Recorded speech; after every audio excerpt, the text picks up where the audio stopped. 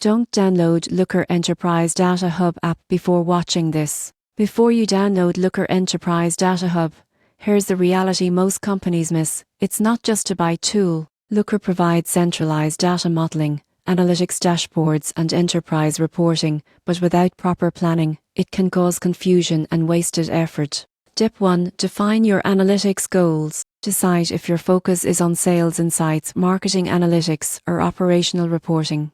Most people get this wrong by giving access to everyone, which leads to messy dashboards and inconsistent interpretations. Step 2. Set up your data model. Structure tables, define metrics, and ensure consistent naming. The surprising truth is, poor modeling can produce inaccurate insights that mislead decision makers. Step 3. Design role-specific dashboards. Tailor visualizations to departments and seniority levels. Generic dashboards often go unused and waste resources. Step 4.